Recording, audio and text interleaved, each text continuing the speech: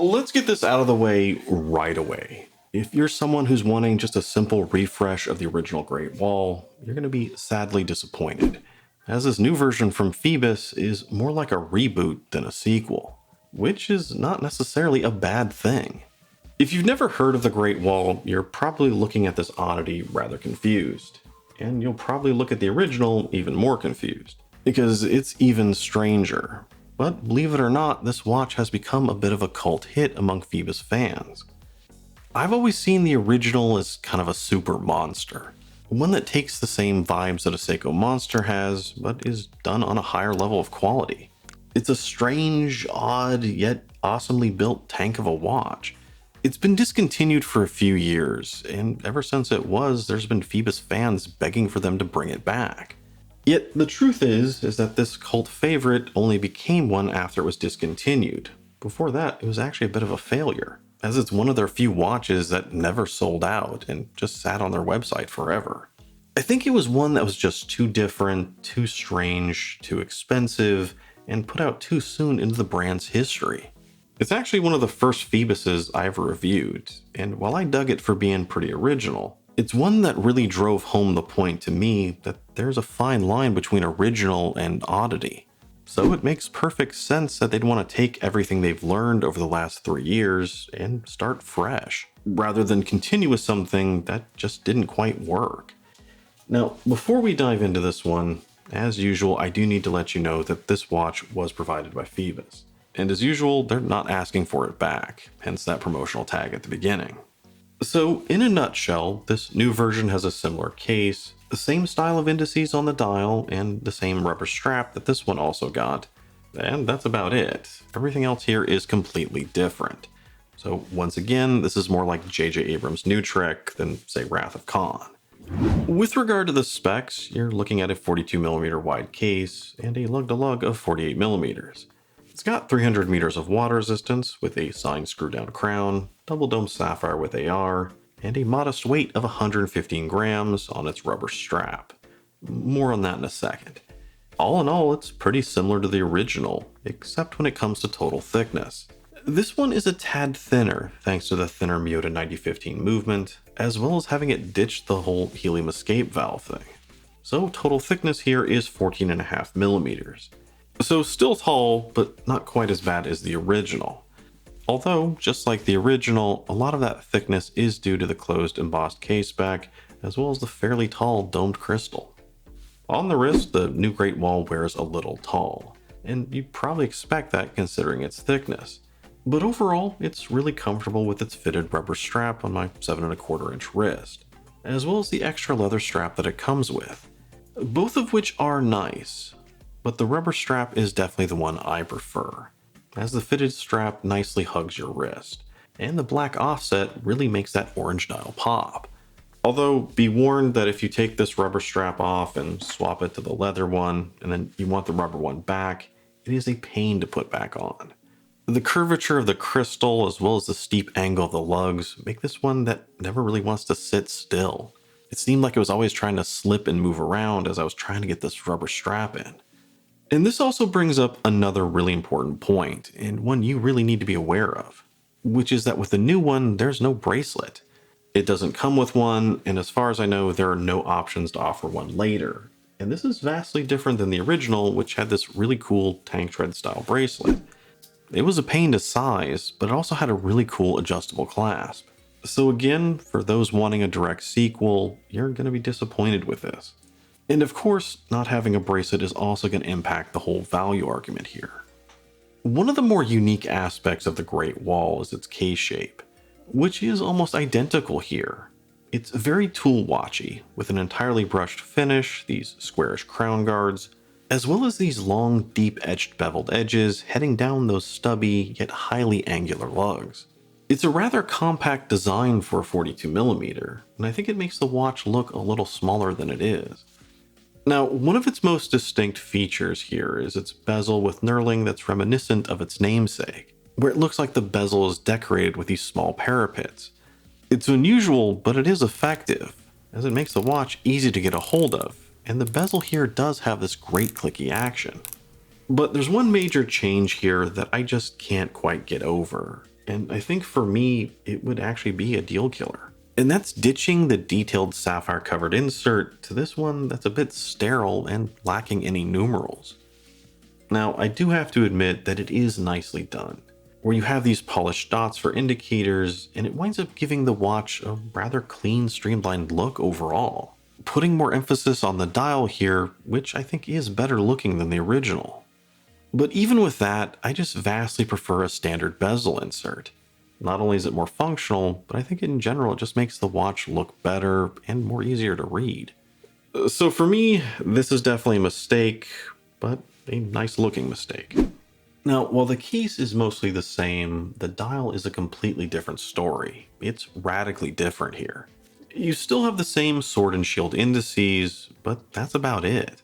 The biggest change here is with the dial itself, and that's really not surprising, as one of the original's biggest critiques was the dial, with its unique but highly odd brick backdrop. Here, that's completely gone, and now it's been replaced with a rather slick, circular etched metallic dial. A few of which are pretty vibrant, like this orange version. And I do appreciate the extra effort in making a matching date wheel, especially when it's this vibrant orange, as anything else just wouldn't look right. Another change is the decision to go with a raised chapter ring, rather than the flat one with cutouts that was on the original. And this decision has impacted the design in multiple ways, as the dial itself is now just a little bit smaller, and as a result, so are the indices and the hands. I think the size of it still looks good in proportion to the watch, and this is something I think you'll only notice if you've ever seen the original in person, as it's not that really wide, expansive dial. The hands themselves have also had a bit of a change, as they're now these slimmer angular swords in black. And again, this is something I have mixed feelings on. As with the original, I just love the macro shots and staring at the hands. They had this vibrant finish on them that almost looked like enamel. They were just fantastic. But considering the dial here is switched to be much more eclectic, electric, and vibrant, I think simpler black hands is the smarter choice, as the black finish pops out easily against the neon orange. And this is something you can also say about the framing of the indices as well as the logo, creating a very vibrant, eye-catching design that's still very easy to read and use. One that I think still has that same similar spirit to the original, where it's basically Phoibos' version of a Seiko Monster. But now here it's done in a more streamlined and straightforward way. I think if I was just comparing the dial designs, I actually do prefer the newer one. I love the quirky oddity of the original, but this one is sharper and cleaner to look at. It's more normal, so to speak. I think they've obviously been listening to the criticism of the original all along, as most of those controversial elements are now gone, for better or worse. Now, one of the big questions I know people are going to have about this one is with regard to the Lume, because the original was my original King of Lume. It was the first watch I got that just blew everything else away. Over the last few years, I've found some other watches that can keep up with it, but I've yet to find one that outright beats the original Great Wall, including the fully loomed Signum Cudas. So you could say this new one definitely has some big shoes to fill. Just like the original, it's amazingly cool when it first lights up. The bezel is obviously much more simple here, and again, I think that bezel is a mistake, but it is what it is here. And one interesting thing is that Phoibos has decided to go with a blue BGW9, rather than the green C3 on the original. However, even with that, the new Great Wall performed exceptionally well. In my comparison test, I put it in between two Kings of Lume, the original and the Signum Cuda fully loomed. And it went on and on. The slightly narrower hands here probably don't have as much surface area as the original, so while they were able to keep up with the Signum Cuda, the original Great Wall still pulled ahead in the end. However, the indices on the new version are amazing, outperforming both the Great Wall and the Signum Cuda. Now, hands are obviously much more important than indices, so in the end I think the original is still left unbeaten. But I think the new version has earned the title King of Lume in its own right. So if you've already ordered one, rest assured the Lume here is awesome. Movement-wise, we're looking at a Japanese Miyota 9015, which granted is a downgrade from the Swiss ETA that the original had. But the 9015 is still a great movement, with similar performance. And some might even argue that it actually outperforms its Swiss competition. So nothing wrong with it. As for price, Phoibos has this one listed pretty close to that original at 465 US. But there is an early bird pricing special with a discount code that gives you $100 off, effectively making it 365, which is much more appealing than the original's $500 price tag.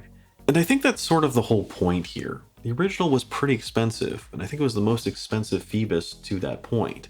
And that's one of the reasons the watch didn't do that well. So for this one, they're trying to streamline things and make that price much more appealing, which I think they've done with that early bird pricing. 365 is pretty good value for what you're getting. However, if you miss that early bird pricing, then MSRP is still pretty close to the original. And when you consider there's no bracelet, downgraded movement, etc., some will be disappointed in that. And unfortunately, I think that's just a sad fact of reality today. 3 years have passed since the original, and prices are up everywhere. But even acknowledging all of that, I think the lack of a bracelet here is going to be a major issue for some. Even though the original bracelet was a pain in the ass to size. I mean, pain to size. It's been 3 years, and I still get frustrated thinking about it. But again, even with that, I think a lot of people would still prefer to have that option, even if it made the watch a little more expensive.